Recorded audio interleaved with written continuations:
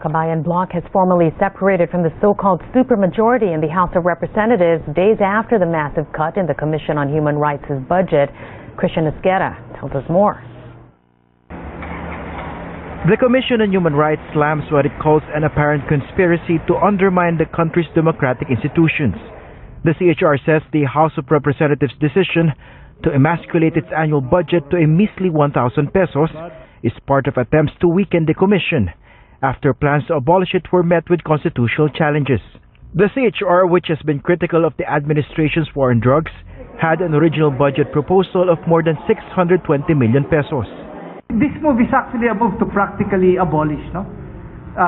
What they could not do directly, they're now doing indirectly. It is clearly an abuse of power. We believe that it is unconstitutional, and perhaps one of our options is go to the Supreme Court later on.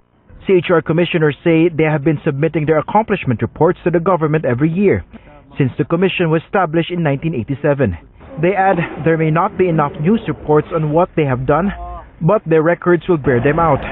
On Thursday, President Duterte's allies in the Makabayan bloc formally separated from the so-called supermajority in the lower house.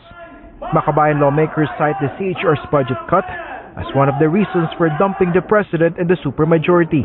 House lawmakers who voted for the CHR's 1,000 peso budget, as well as those who were not able to vote last Tuesday, continue to take the heat from netizens. The Institute for Political and Electoral Reform says the lawmakers' decision to slash CHR's budget may cost them votes in the next elections. Actually, kamarital kasi dyan. Yung mga tao marunong na rin gumamit ng boto eh. Yan ang nakatakot yan. The European Chamber of Commerce of the Philippines has also expressed concern over the issue.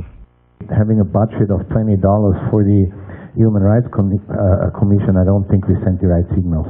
But for Budget Secretary Benjamin Diokno, the CHR budget could still be augmented later in the budget process. This has happened in the past, so sometimes it's a matter of just sending a message to the agency. But for House Appropriations Committee Chair Carlo Nograles, the House may realign funding slash from CHR to two other government agencies to support the implementation of the Free Tertiary Education Law. The two other agencies are the Energy Regulatory Commission and the National Commission on Indigenous Peoples. Meanwhile, the beleaguered commission finds an unlikely ally in the country's defense chief.